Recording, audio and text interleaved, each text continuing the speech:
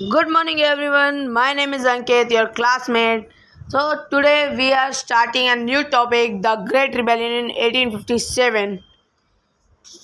तो हमारा first point introduction. तो अब हम इंट्रोडक्शन बताएंगे. This rebellion is called the sepoy mutiny by British. जो ब्रिटिश थे उन्हें जो हमारा रिबेलियन था उसको एक नाम दिया सिपॉय म्यूटिनी. अब ब्रिटिश थे तो उन्हें इंग्लिश नेम दिया.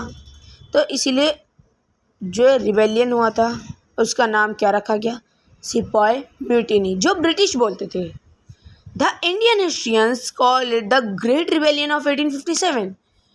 तो जो इंडियन हिस्ट्रियंस थे उनने जो सिपॉय म्यूटिनी ब्रिटिश के द्वारा दिया गया नाम था इसको करा बैन.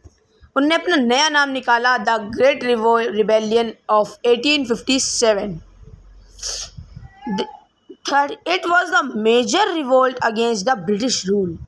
ये जो हमारा रिबेलियन था ये फर्स्ट एक ऐसा इकलौता पहला रिबेलियन था जो हमारा ब्रिटिश रूल के खिलाफ यूज़ हुआ था. It became a turning point in Indian history.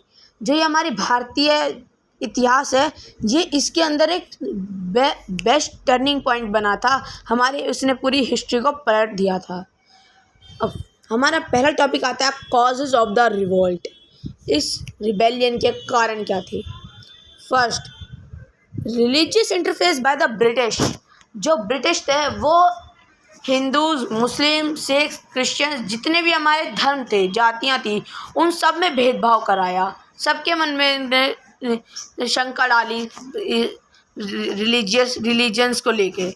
Poor treatment of Indian सिपाहीज. जो हमारे इंडियन सोल्जर्स थे उनके लिए poor treatment, poor quality of food and everything of poor quality. Heavy land revenue burden on farmers. जो भी tax था farmer से लिया जाता था वो उन पे इतना ज़्यादा लगाया जाता था कि कुछ फार्मर्स की तो इतनी हिम्मत ही नहीं होती थी कि वो इतना टैक्स पे कर पाए. Greased कार्टेजेस made from cow and pig fat offend Hindu and Muslim soldiers.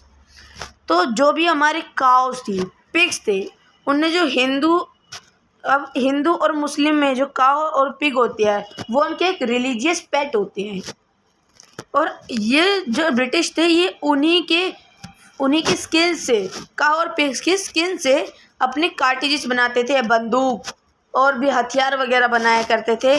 तो इससे भी हिंदू और मुस्लिम सोल्जर्स को बहुत गुस्सा आया. Growing dissatisfaction against British rule.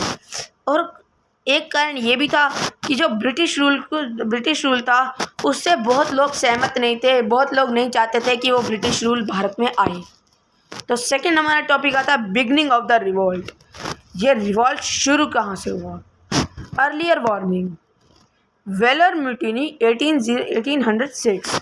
तो जो हमारे वेलर म्यूटिनी थे, हमारे जो एक ये भी इंडियन सिपाही थे, ये इन्होंने 1806 में ब्रिटिश को एक वार्निंग भी दी थी, लेकिन फिर भी ब्रिटिश नहीं माने. Then Mangal Pandey attacked British officers at Barrackpore. तो जो मंगल पांडे है उनने जो ब्रिटिश ऑफिसर्स थे उन पर बारकपुर के एरिया में अटैक किया था. बारकपुर जो एरिया है वहाँ पे मंगल पांडे ने ब्रिटिश ऑफिसर्स पे अटैक किया. Revolt began at Meerut on 10 May 1857.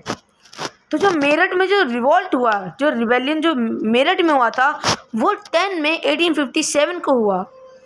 Rebel मार्च और टू दिल्ली. जो ये हमारा रिबेलियन हुआ था ये क्या है, ये दिल्ली तक पहुंच चुका था. ये इतना खतरनाक रिबेलियन हुआ कि ये दिल्ली तक पहुंच गया था. ये अब हमारा थर्ड पॉइंट आता है स्प्रेड ऑफ द रिबेलियन. कि रिबेलियन फैला कैसे. Bahadur Shah Zafar was declared the leader. जो हमारी आर्मी थी, जो हमारे सोल्जर्स थे, बहादुर शाह जफर को उनका लीडर डिक्लेयर कर दिया गया था.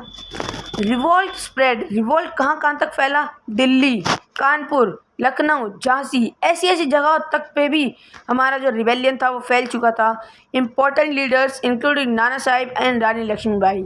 तो जो ये हमारा रिबेलियन था इसके अंदर राणा साहब और रानी लक्ष्मीबाई जैसे मेन रूलर्स भी इंक्लूड थे. फोर्थ पॉइंट आता है हमारा ब्रिटिश रिस्पॉन्स.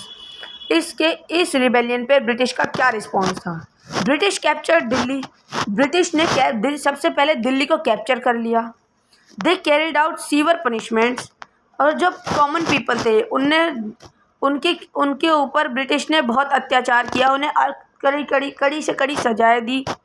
विलेजेस वर बर्न, जितने भी गांव थे वो सब खाक कर दिए गए, उनमें सब में आग लगा दी।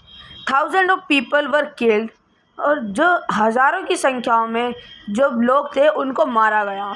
The rebellion was brutally suppressed, और जो रिबेलियन था वो बहुत एक दर्दनाक रिबेलियन रहा था। 5th point, why was the revolt fail? हमारा रिबेलियन फेल कैसे हुआ? नो यूनाइटेड लीडरशिप, जो हमारी लीडरशिप थी वो एकजुट नहीं रही थी। हमारे हर एक लीडर अपनी अलग ही तरह से अपनी एक नई सोच के साथ लड़ रहा था। लैक ऑफ प्रॉपर प्लानिंग, जो भी हमारी प्लानिंग थी, जो कि हमें ऐसे युद्ध लड़ना है वैसे युद्ध लड़ना है, उसके ऊपर कोई चर्चा नहीं हुई थी, न ही प्रॉपर कोई डाटा बना था कि उसके थ्रू हम लड़ सकें। लिमिटेड रिसोर्सेज एंड वेपन्स, जो हमारे पास आर्मर्स, वेपन्स एट्सेट्रा, जो भी हमारे पास आर्मर्स हुए थे वो सब लिमिटेड थे। बेटर ब्रिटिश मिलिट्री ऑर्गेनाइजेशन, जो हमारी ब्रिटिश मिलिट्री ऑर्गेनाइजेशन थी, जो हमारी आर्मी थी, ब्रिटिश की आर्मी जो थी वो एक बेटर प्लान के साथ लड़ रही थी ताकि वो हमें डिफीट कर सके। अगले 6 point, results of the revolt. ये रिवोल्ट के रिजल्ट क्या रही? East India company rule ended, जो हमारी ईस्ट इंडिया कंपनी थी उसका रूल समाप्त हो गया। ब्रिटिश क्राउन टुक डायरेक्ट कंट्रोल इन 1858, जो हमारा ब्रिटिश क्राउन, जो ब्रिटिश शासन था, उनने 1858 में भारत पर डायरेक्ट कंट्रोल कर लिया था कि अब वो डायरेक्ट भारत को चला रहे थे। बिगनिंग ऑफ द ब्रिटिश राज, यहीं से ब्रिटिश रूल की जो है वो शुरुआत हुई थी। इंडियन आर्मी वॉज रिकॉग्नाइज्ड, जो भी इंडियन आर्मी थी उसको ब्रिटिश रूल में ही मिला दिया गया। इंस्पायर्ड फ्यूचर फ्रीडम मूवमेंट्स, इससे जो है हमारे जो कॉमन पीपल थे, जितने बच्चे थे बड़े थे, उनने ये देखा तो उनके मन में एक इंस्पिरेशन जगी कि हम फ्यूचर में फ्रीडम के साथ जी पाएंगे, हम ये मूवमेंट ऑन कर सकते हैं। तो हमारा 7th पॉइंट आता है कंक्लूजन्स। इसके कंक्लूजन क्या निकले? The great rebellion of 1857 failed military, कि ये जो हमारा रिबेलियन था ये मिलिट्रीली फेल्ड हुआ था, क्योंकि हमारे पास सेना बहुत कम थी, बहुत कम लीडर्स थे, बहुत सोल्जर्स कम थे, तो और ना ही प्रॉपर प्लानिंग थी, तो इसकी वजह से भी हमारा ये रिवॉल्ट हारा गया। It United many Indians against British rule, इसने कई इंडियंस के अंदर भी यूनिटी जगाई कि अब अंग्रेज रूल नहीं चलेगा। It led the foundation for India struggle for independence, तो यहीं से जो हमारे जो इंडियंस थे उनने भी एक स्ट्रगल के लिए अपना जिम्मा देखा और अपने इंडिपेंडेंस के लिए एक स्ट्रगल अपने अंदर जगाया। Thank you. इसी के साथ हमारी वीडियो समाप्त होती है। Welcome back to my channel.